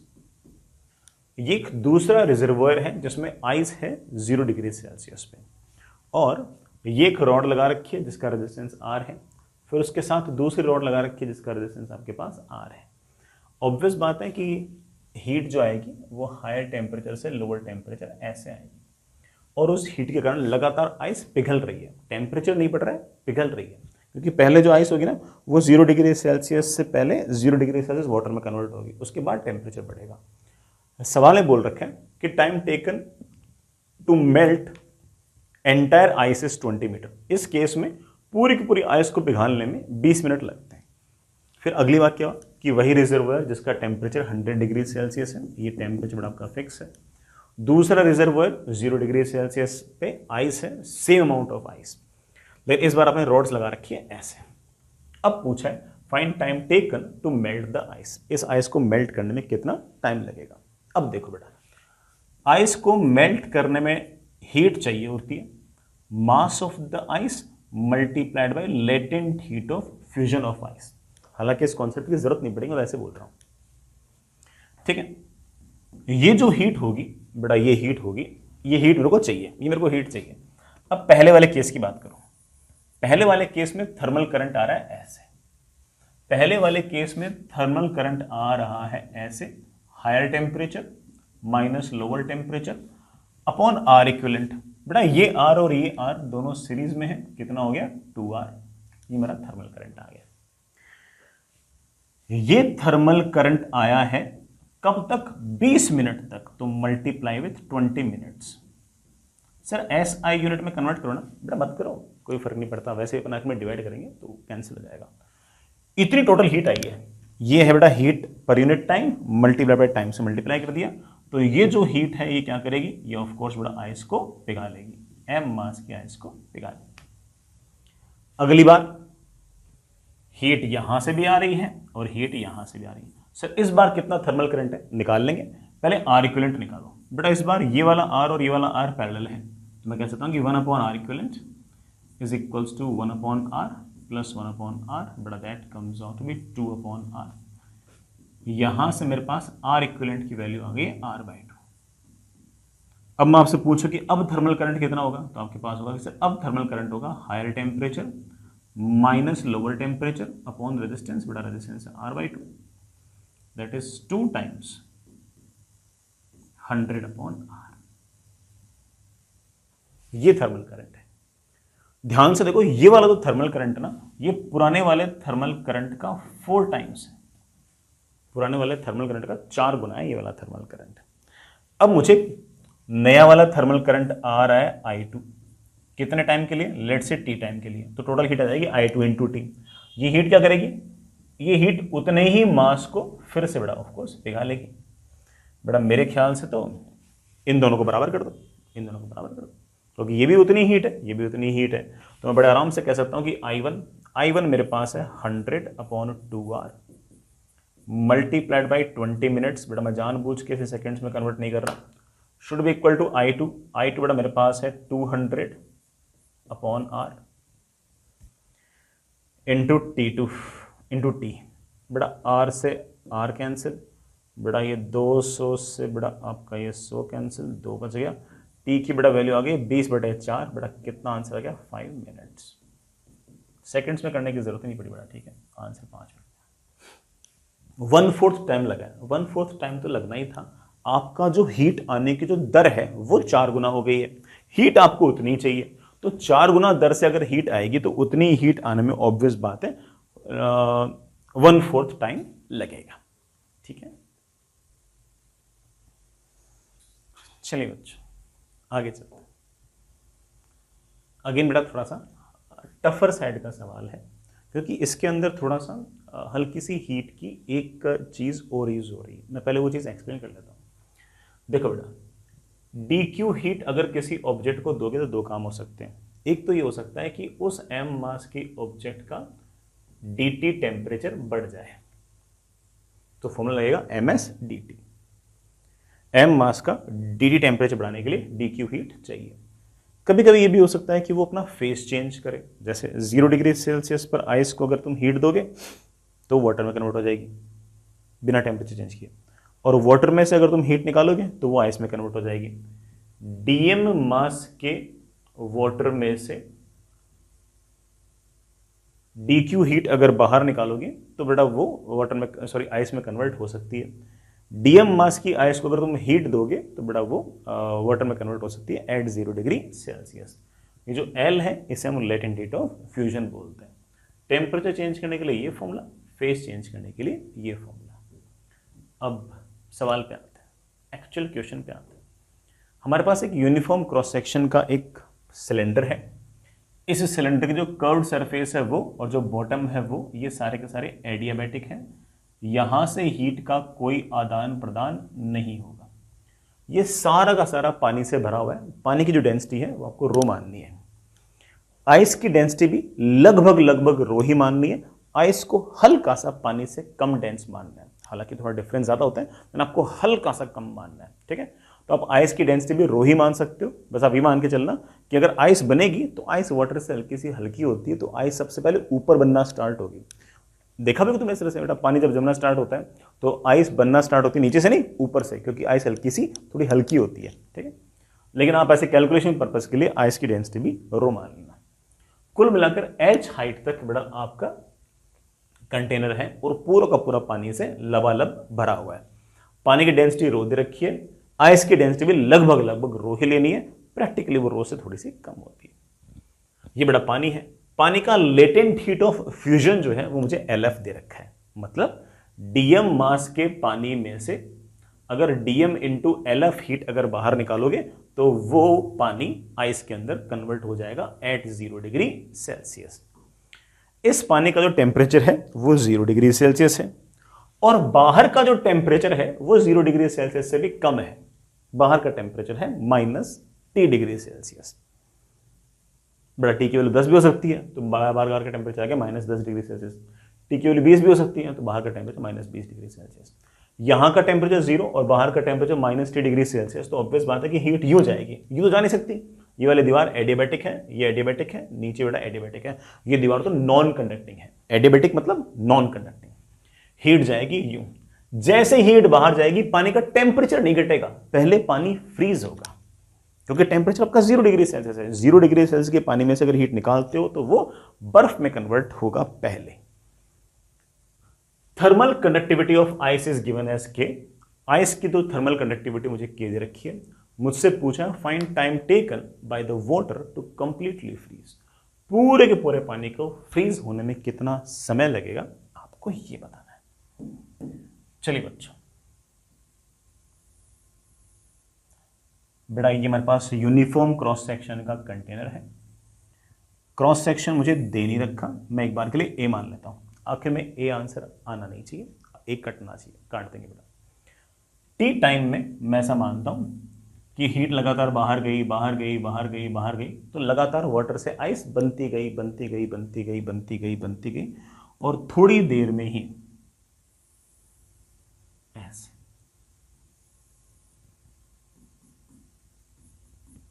ये सारी आइस बन गई। थोड़ी देर में ही ऐसे X थिकनेस की आइस बन गई। X थिकनेस की आइस बन गई। आइस के जस्ट नीचे अब भी आपका वाटर है, जिसका टेम्परेचर आपके पास अब भी 0 डिग्री सेल्सियस है। बाहर का टेम्परेचर आपके पास -T डिग्री सेल्सियस है, और अभी भी थर्मल करंट यूं जा रहा होगा ऐसे, और थर्मल करंट जाएगा from higher temperature to lower temperature, और ये जो आइस है ये बिहेव कर रही है एक तरीके से रेजिस्टेंस की तरह। ठीक है, मैं थर्मल करंट वगैरह बड़े आराम से लिख सकता हूं, कोई लोड नहीं है। बाहर का टेम्परेचर है -T डिग्री सेल्सियस, ये आइस जो है ये बड़ा एक रेजिस्टेंस की तरह बिहेव कर रही है। अंदर बड़ा पानी का टेम्परेचर आपके पास है 0 डिग्री सेल्सियस। ये जो थर्मल रेजिस्टेंस है ये निकालना हमारे लिए बाएं हाथ का खेल है। जिस तरफ करंट जा रहा है उस तरफ लेंथ कितनी है मीडियम की, x L/K A। जो क्रॉस सेक्शन एरिया कंटेनर का वही क्रॉस सेक्शन एरिया आइस का। तो थर्मल करंट कितना होगा, आप बोलोगे सर थर्मल करंट होगा मतलब हीट के जाने की रेट होगी, मतलब dQ/dt होगा। कितना होगा बेटा, higher temperature minus lower temperature, 0 minus T upon thermal resistance. Thermal resistance है X/K। ले बेटा, थर्मल करंट की मेरे पास वैल्यू आ गई है KA T/X। के constant, a constant, T constant, x लगातार बढ़ता जा रहा है। एक्स क्यों बढ़ रहा है बेटा? आइस पहले बेटा बिल्कुल नहीं थी, फिर समय के साथ साथ आइस की थिकनेस लगातार बढ़ती जाएगी, एक्स लगातार बढ़ता जाएगा तो थर्मल करंट लगातार घटता जाएगा। ऑब्वियस बात नहीं है, ऑब्वियस बात नहीं, क्योंकि जितनी ज्यादा आइस की थिकनेस होगी रेजिस्टेंस उतना ज्यादा होगा, रेजिस्टेंस ज्यादा होगा तो थर्मल करंट कम होगा। थर्मल करंट कांस्टेंट नहीं है। This thermal current is basically dq upon dt। Sir ये जो dq हीट यहां से बाहर जा रही है dt टाइम के अंदर, या फिर कर क्या रही है? क्या इस 0 डिग्री सेल्सियस के पानी का टेम्परेचर कम कर रही है? नहीं, ये कर रही है उसको फ्रीज। आराम से, इत्मीनान से, प्यार से, मजे से सुनना। टाइम t से लेकर t प्लस dt तक इस पानी में से dq हीट बाहर गई। वो जो dq हीट बाहर गई उसके कारण यहां पर जो पानी था उसमें से थोड़ा सा पानी जो है वो आइस में कन्वर्ट हो गया। थोड़ा सा जो पानी था वो बेटा आइस में कन्वर्ट हो गया, ऐसे इतना सा पानी आइस में कन्वर्ट हो गया। और जो थिकनेस बेटा पहले x थी वो अब बढ़कर x प्लस dx हो गई। ऐसे लगातार थिकनेस बढ़ती जाएगी, बढ़ती जाएगी, बढ़ती जाएगी, बढ़ती जाएगी, और x की वैल्यू 0 से बढ़ते बढ़ते बढ़ते बढ़ते h हो जाएगी और पूरी आइस पिघल जाएगी। वो जो dq हीट बाहर गया है इतने समय dt के अंदर, उसके कारण ये वाली जो पानी है ये फ्रीज हो गया है। सर इस पानी का मास कितना है?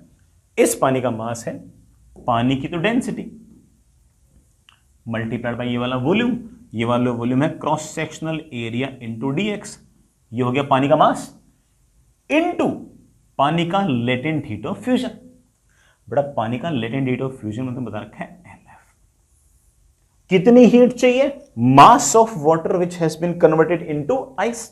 इतनी हीट हमने बाहर निकाली होगी, this mass into LF upon बेटा ऑफ कोर्स नीचे dt तो आएगा। ये तो ने dq लिखा है m इंटू LF। बन गया बेटा अपना काम। मेरे पास इक्वेशन आ गई k a t, बड़ा t टेम्परेचर है, upon x is equals to rho a dx into LF upon dt। Cross sectional area बेटा कैंसिल होना भी चाहिए बेटा, पता भी नहीं था अपन। मेरे पास k आ गया, टेम्परेचर का t आ गया,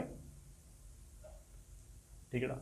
और रो कांस्टेंट है नीचे ले आओ, LF कांस्टेंट है नीचे ले आओ, dt को बड़ा मैं ऊपर ले आया, इस x को मैं इधर ले आता हूं, x को मैं dx के साथ ले आया, रो नीचे ले आया, LF नीचे आया, dt ऊपर ले आया। Integrate integrate. बिल्कुल शुरुआत में जब समय 0 था तो आपके x की वैल्यू 0 थी क्योंकि सारा पानी था। फिर जैसे जैसे समय बढ़ता गया बढ़ता गया बढ़ता गया, कभी ना कभी पूरा का पूरा पानी फ्रीज हो जाएगा। जब पूरा पानी फ्रीज हो जाएगा तो x की वैल्यू बढ़ते बढ़ते h हो जाएगी, और उस टाइम पर टाइम बड़ा लेट से आपके पास t हो जाएगा। सर ये KT अपॉन रो LF बाहर क्यों निकाल लिया? K कांस्टेंट, बाहर का टेम्परेचर कांस्टेंट, रो कांस्टेंट, LF कांस्टेंट। आसान सा इंटीग्रेशन बेटा, KT इसका इंटीग्रेशन बेटा t, इसका इंटीग्रेशन आएगा x स्क्वायर बाई 2, लिमिट लगाऊंगा तो of course h square by 2। Time का वैल्यू आ गई रो LF h square upon 2 times K capital T। इतने टाइम में और आपका सारा सारा पानी जो है वो फ्रीज हो जाएगा। ठीक है बच्चों, सारा का सारा सवाल समझ गए होंगे। बढ़िया सवाल था यार। आगे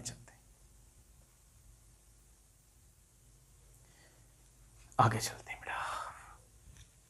next is radiation. Heat transfer का हम एक तरीका देख चुके हैं, conduction. The next one is radiation. ये थोड़ा सा मुझे लगता है कि ज़्यादा इंपॉर्टेंट है, क्योंकि कंडक्शन वाले में तो ठीक है, बच्चों को ऐसा लगता है कि अरे सर बिल्कुल सेम वही तो सब बातें हैं, बस वहाँ पर पोटेंशियल डिफरेंस, यहाँ पर टेम्परेचर डिफरेंस, वहाँ पर करंट, यहाँ पर थर्मल करंट, वहाँ पर कंडक्टिविटी, यहाँ पर थर्मल कंडक्टिविटी, वहाँ पर रेजिस्टेंस, यहाँ पर थर्मल रेजिस्टेंस। वैसा ही KCL वगैरह भी बिल्कुल सेम टू सेम था, सब बिल्कुल सेम टू सेम था। सही बात है। कंडक्शन में तो बिल्कुल बातें काफ़ी हद तक कंपेरिजन से चल गई थी। रेडिएशन में ऐसा हो सकता है कि हमें 1-2 फॉर्मूले और देखने पड़े, बट आप ऐसा मान के चलें कि रेडिएशन में सिर्फ और सिर्फ 2 फॉर्मूले काम के हैं, और जो भी सवाल बनने होंगे वो सिर्फ और सिर्फ उन दो फॉर्मूलों से ही बन जाएंगे, मतलब numerical questions. Of course theory के लिए तो मैं जितनी बातें बोल रहा हूँ वो सारी की सारी चाहिए, बट मोस्टली आपके सिर्फ और सिर्फ दो फॉर्मूले से सारे के सारे रेडिएशन के सवाल भी बन ही जाएंगे। रेडिएशन वाली बात सुनना बेटा, हर ऑब्जेक्ट जिसका टेम्परेचर 0 केल्विन से ज्यादा होता है वो अपने अंदर से कुछ न कुछ इलेक्ट्रोमैग्नेटिक वेव्स बाहर निकालती है।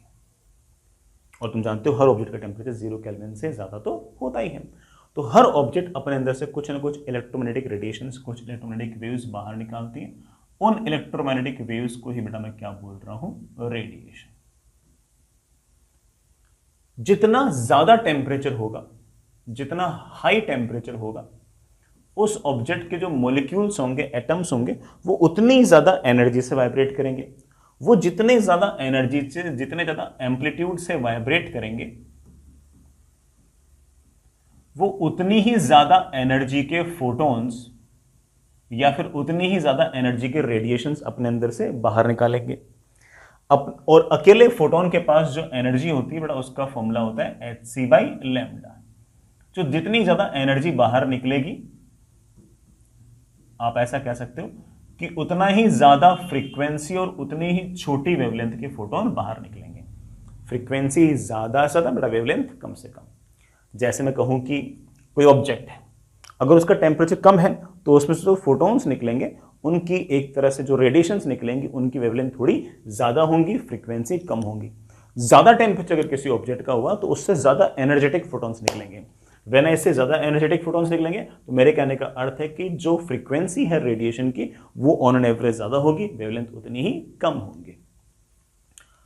और रूम टेम्परेचर पर जो ऑब्जेक्ट्स होती हैं, जैसे बेटा मान लो मैं हुआ, है ना, टेबल हुई, जो भी नॉन ल्यूमिनियस ऑब्जेक्ट्स हैं जो अपने अंदर से बेटा विजिबल लाइट नहीं निकालती, उनकी बात अगर करूं तो रूम टेम्परेचर पर वो सारी की सारी जो बॉडीज हैं वो अपने अंदर से रेडिएशंस निकालती हैं, लेकिन सारी की सारी जो रेडिएशंस है वो इंफ्रारेड रीजन के अंदर निकलती है।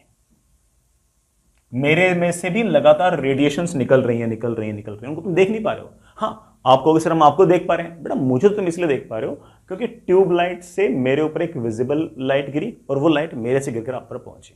वो लाइट मैंने प्रोड्यूस नहीं की है, मैंने जो इलेक्ट्रोमैग्नेटिक वेव प्रोड्यूस की है वो तुम इसलिए नहीं देख पा रहे क्योंकि वो इंफ्रारेड रीजन के अंदर है।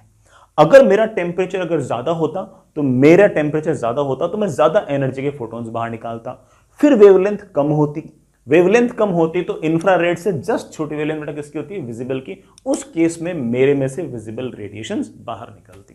जैसे ट्यूबलाइट है, ट्यूबलाइट का टेम्परेचर हमसे ज्यादा है तो वो ज्यादा एनर्जी के फोटॉन्स बाहर निकालती है, तो वो जो फोटॉन्स बाहर निकाल रही है वो तो विजिबल रेंज के अंदर है। हम में से जो फोटोन निकल रहे हैं विजिबल रेंज के नहीं है, हम में से निकल तो रहे हैं लेकिन वो विजिबल रेंज के नहीं है। हम में से लगातार रेडिएशंस तो निकल रही है, हम में से लगातार एनर्जी बाहर जा तो रही है। सन है, सन का टेम्परेचर खूब बड़ा है, उस कारण से उसमें से जो रेडिएशंस निकल रही है वो मोस्टली विजिबल रीजन के अंदर निकले जा रही है। हमारा टेम्परेचर के मुकाबले कम है, हम में से भी रेडिएशन निकल रही है लेकिन वो विजिबल रीजन के अंदर नहीं है। इसलिए सन तो हो गया ल्यूमिनियस और हम हो गए नॉन ल्यूमिनियस।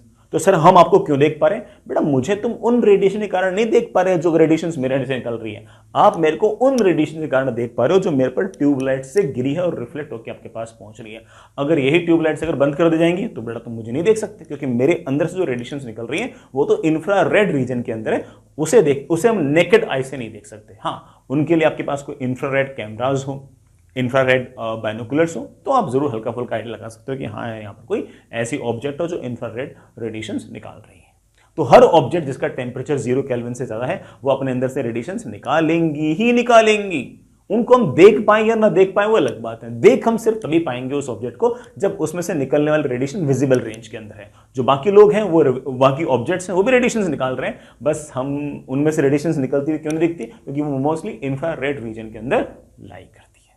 और ये जो रेडिएशंस हमारे अंदर से बाहर निकल रही हैं, ये वैक्यूम में भी ट्रेवल कर सकती हैं, ये एयर में भी ट्रेवल कर सकती हैं, मीडियम में भी ट्रेवल कर सकती हैं, और इस कारण से हीट जो है वो एक जगह से दूसरी जगह तक जा सकती है।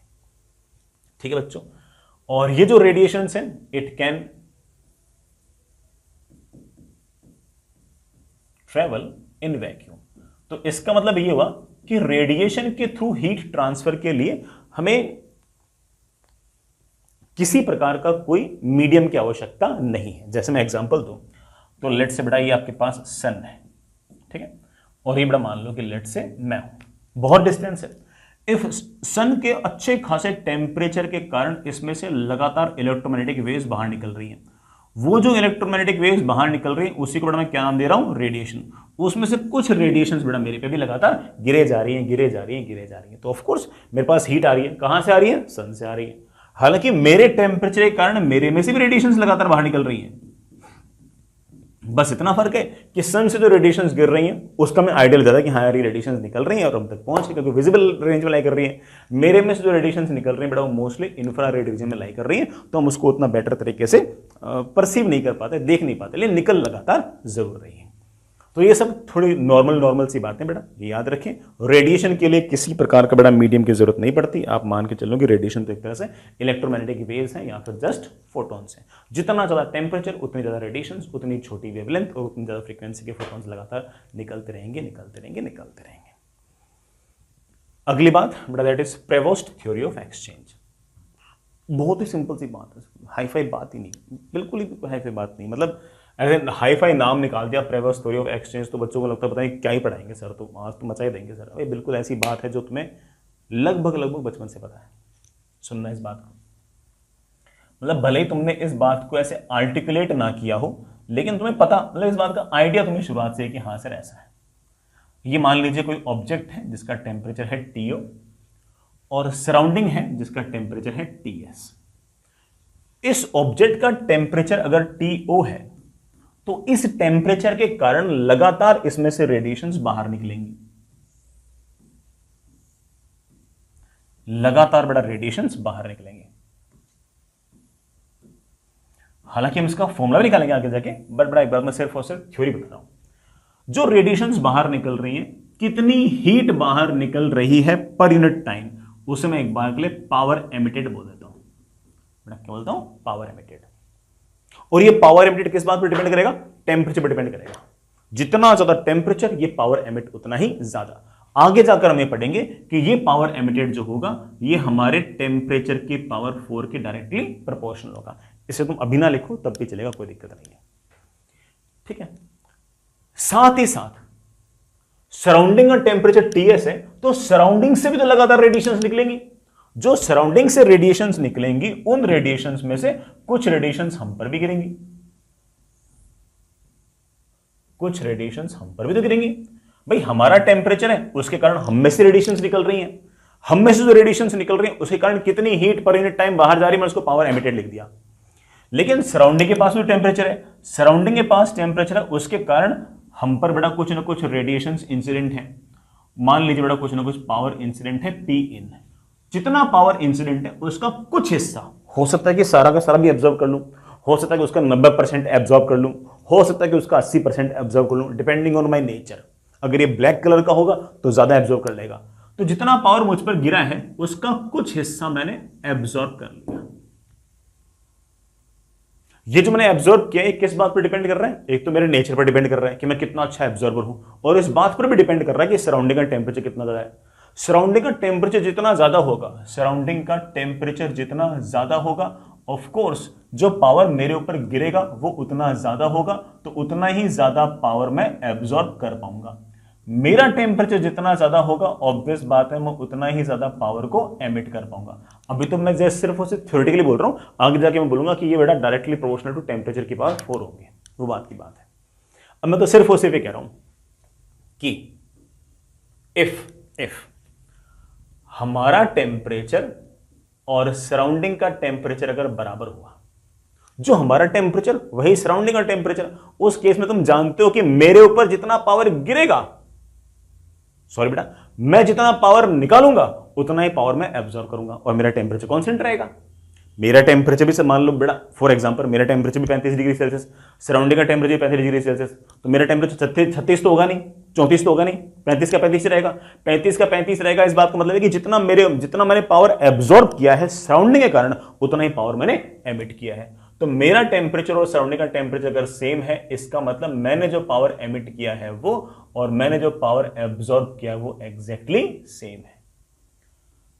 अगर मेरा टेम्परेचर सराउंडिंग के टेम्परेचर से अगर ज्यादा है, मान लो बेटा मैं गरम गरम कॉफी हूं, मतलब ये ऑब्जेक्ट मान लो बेटा गरम गरम कॉफी है और इसको मैंने ठंडे रूम के अंदर रख दिया, तो इस गरम गरम कॉफी का टेम्परेचर ज्यादा है तो पावर एमिटेड तो होगा ज्यादा,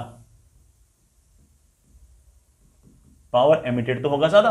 सराउंडिंग का टेम्परेचर कम है, ठंडा रूम है, तो रेडिएशंस कम गिरेंगी तो कम एब्जॉर्ब होंगी, तो पावर एमिटेड ज्यादा है और पावर एब्जॉर्ब कम है। मैं पावर बाहर ज्यादा निकाल रहा हूं और एब्जॉर्ब कम कर रहा हूं। मेरे में से अगर लगातार पावर बाहर ज्यादा निकलेंगी और मैं कम एब्जॉर्ब करूंगा तो मेरा लगातार टेम्परेचर घटेगा घटेगा घटेगा घटेगा। तो टी नोट जो है ये लगातार समय के साथ कम होगा कम होगा कम होगा कम होगा। कब तक?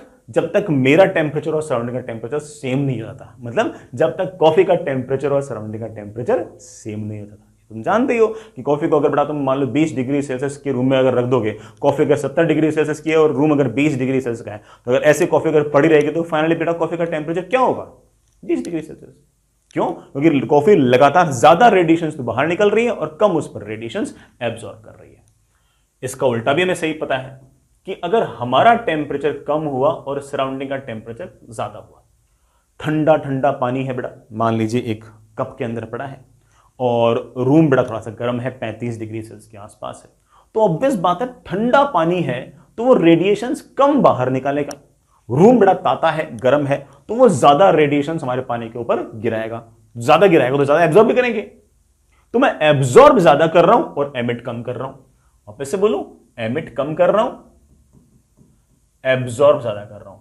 ऐसे ही अगर तू ज्यादा पावर एब्जॉर्ब करता गया और कम एमिट करता गया तो नेट तो तेरे पास हीट की इनकमिंग हुई, हीट की अगर इनकमिंग हुई तो तेरे पास लगातार टाइम के साथ टेम्परेचर तेरा बढ़ेगा और तेरा टेम्परेचर बढ़ते बढ़ते बढ़ते बढ़ते बढ़ते फाइनली वही जगह रूम का है। तो हाँ सर, ठंडा ठंडा पानी अगर मैं बोतल में लेके फ्रिज में से अगर निकाल के अगर रूम में अगर रख दूंगा और अगर घंटे 2 घंटे अगर वही पानी अगर बाहर पड़ा तो उस बोतल के अंदर पानी का टेम्परेचर वही रहता है सराउंडिंग का। सब बातें हमें बचपन से पता है, भले ही फॉर्मूले ना पता हो लेकिन एक बेसिक सेंस तो पता है कि हाँ यार ऐसा होता है।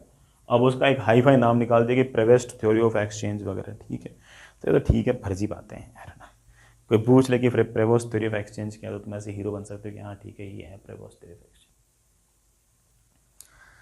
चलिए बेटा, सिंपल सी बात थी, कोई हाई फाई बात नहीं थी बेटा। Next is absorptive power. सुनना बेटा, मान लीजिए बेटा आपके पास ये कोई ऑब्जेक्ट है, इस ऑब्जेक्ट पर कोई ना कोई रेडिएशन गिरी, जो रेडिएशन इंसिडेंट हुई बेटा वो हुई लेट से PI। इसका कुछ हिस्सा बेटा रिफ्लेक्ट हो गया, जो पावर रिफ्लेक्ट हुआ मैंने उसको लिख दिया PR। इसी रेडिएशन का कुछ हिस्सा बेटा मान लीजिए कि एब्जॉर्ब हुआ और कुछ हिस्सा बेटा ऐसे ट्रांसमिट हो गया, एक तरीके से बाहर निकल गया। जो पावर गिरी उसके 3 हिस्से हो गए, रिफ्लेक्ट हो गया, एब्जॉर्ब हो गया और कुछ बेटा वापस ट्रांसमिट हो गया। By energy conservation I can say that कि power absorb plus power reflected plus power transmitted is equals to power incident. Power absorbed upon power incident plus power reflected upon power incident plus power transmitted upon power incident is equals to 1। ये जो ratio है ना, इसको हम small a से represent करेंगे। ये जो रेशियो है इसे हम स्मॉल r से रिप्रेजेंट करेंगे और ये जो रेशियो है बड़ा इसे हम स्मॉल t से रिप्रेजेंट करेंगे। And a plus r plus t is always equals to 1। ये जो a है ना कि power absorbed divide by power incident, इसको हम नाम देंगे एब्जॉर्प्टिव पावर। पहले बोल दूं, नाम थोड़ा सा कंफ्यूजिंग है। नाम तो एब्जॉर्प्टिव पावर है तो बच्चों को फील आती है कि अच्छा इसका मतलब पावर है। पावर नहीं है बेटा, सिर्फ और सिर्फ एक रेशियो है कि जितना पावर गिरा उसमें से तुमने कितना एब्जॉर्ब कर लिया। जैसे मान लो कि मैंने कोई ब्लैक कलर की टी शर्ट पहन रखी, मान के लो पहन रखी, और मुझ पर मान लो कि 1 वाट पावर रेडिएशन का गिरा और मैंने उसमें से 0.8 वाट मैंने लेट से एब्जॉर्ब कर लिया, तो 0.8 अपॉन 1 कितना आ गया? 0.8 मेरी इस ब्लैक टी शर्ट का एक तरह से एब्जॉर्प्टिव पावर है। अगर मैंने व्हाइट कलर की टी शर्ट पहन रखी है और अगर इस पर 2 वाट की बड़ा मान लो कि पावर लेट से गिर रही है और उसमें से मान लीजिए कि सिर्फ और सिर्फ 1 वाट ही उसने एब्जॉर्ब किया, 2 वाट पावर गिर रही थी व्हाइट कलर की टी शर्ट पे, 1 वाट उसमें इसने एब्जॉर्ब कर लिया, तो 1 वाट अपॉन 2 वाट 0.5 हो जाएगा उसका एब्जॉर्प्टिव पावर। तो एब्जॉर्प्टिव पावर बेटा कंफ्यूज मत होना, ये पावर वावर नहीं, it is just a ratio, it is just unitless dimensionless ratio, nothing more than that,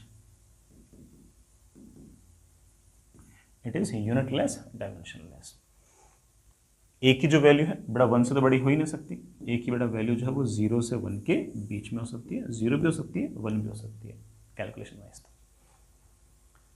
ठीक है ना, इसे कोफिशिएंट ऑफ रिफ्लेक्शन, इसे बड़ा कोफिशिएंट ऑफ ट्रांसमिशन भी कह सकते हो। एब्जॉर्प्टिव पावर मेरे लिए थोड़ी सी ज्यादा इंपॉर्टेंट टर्म है। आगे चलिए बेटा, next is perfectly black body. बेटा परफेक्टली ब्लैक बॉडी हम उसे बोलेंगे जिसका एब्जॉर्प्टिव पावर 1 हो। इसका मतलब उस पर जितना पावर तुम इंसिडेंट करोगे वो सारा का सारा पावर ही एब्जॉर्ब कर लेगा, सारा का सारा पावर ही एब्जॉर्ब कर लेगा। वो ना तो कोई पावर को रिफ्लेक्ट करेगा,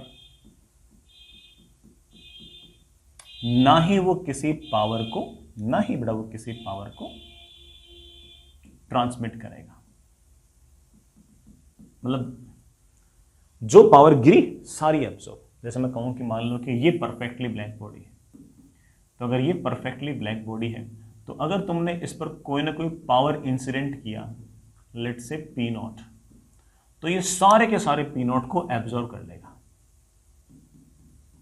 सारे के सारे P0 को एब्जॉर्ब कर लेगा। जो बाहरी रेडिएशन गिरी है उसमें से किसी रेडिएशन को ना तो वो रिफ्लेक्ट होने देगा, ना बेटा इस तरह से ट्रांसमिट होने देगा, सारे को एब्जॉर्ब कर लेगा। अच्छा, कई बच्चे क्या कंफ्यूज होते हैं कि सर सब कुछ एब्जॉर्ब कर लिया तो ये एमिट नहीं कर सकता। नहीं नहीं बेटा, ऐसा नहीं है, एमिट तो कर सकता है, अपने खुद के टेम्परेचर के कारण खुद में से रेडिएशंस निकाल सकता है, लेकिन जो पावर इस पर गिरा है उसको रिफ्लेक्ट नहीं करेगा, उसको ट्रांसमिट नहीं करेगा। अपने टेम्परेचर के कारण खुद रेडिएशंस, खुद की रेडिएशंस बाहर निकल सकते हैं, किसी और से जो रेडिएशन उस पर गिरी है उनको तो वो एब्जॉर्ब कर लेगा, अपनी खुद की न्यू फ्रेश रेडिएशंस वो निकाल सकता है, तो पावर एमिटेड हो सकता है। जैसे अपना सन है, सन भी लगभग परफेक्टली ब्लैक बॉडी है। सर ऐसा है? हाँ बेटा, सन पर जो रेडिएशंस गिरेंगी सन पकड़ के बैठ जाएगा उनको। तो सर सन में से तो रेडिएशंस खूब सारी निकल रही है। अरे ये रेडिएशंस वो नहीं है जो उस पर गिरी है, वो रेडिएशंस वो खुद की निकाल रहा है, वो खुद की रेडिएशंस निकाल रहा है। तो कभी ये कंफ्यूज मत हो जाना कि अरे सर परफेक्टली एब्जॉर्बिंग बॉडी जो होगी वो एमिट करेगी नहीं। अरे वो एमिट करेगी, लेकिन जो रेडिएशंस उस पर गिरी है उनको रिफ्लेक्ट नहीं करेगी, उनको ट्रांसमिट नहीं करेगी, उनको तो एब्जॉर्ब कर लेगी। जो निकाल रही है वो खुद की रेडिएशंस निकाल रही है, फ्रेश रेडिएशंस निकाल रही है। ठीक है, तो बेटा बल्कि हम आगे जाकर तो ये पढ़ेंगे कि परफेक्टली ब्लैक बॉडी जो होते हैं वो एब्जॉर्ब भी अच्छा करते हैं और एमिट भी अच्छा करते हैं। जो रेडिएशंस पे गिरेंगी उनको फटाक से एब्जॉर्ब कर लेंगे और जब मौका मिलेगा तो उनको एमिट भी करेंगे, रिफ्लेक्ट और ट्रांसमिट नहीं करेंगे, लेकिन अपनी फ्रेश रेडिएशंस निकालने में कोई कमी नहीं छोड़ते और जो रेडिएशंस में गिरती है उनको एब्जॉर्ब भी कर देते। जैसे अच्छा बच्चा है, अच्छे बच्चे को कोई बात सिखाओ तो उसको एब्जॉर्ब भी अच्छे से कर लेगा। कोई दूसरा बच्चा सीखना चाहता है तो उसको अपनी नॉलेज दे भी देगा। तो गुड एब्जॉर्बर्स और गुड एमिटर्स, इस बात को हम आगे जाकर पढ़ेंगे। ठीक है, तब तक बेटा करंट इलेक्ट्रिसिटी की बड़ा पूरी की पूरी एसेंशियल शीट निपटाओ जब भी बड़ा आपको टाइम मिले। अगली क्लास में बड़ा हीट ट्रांसफर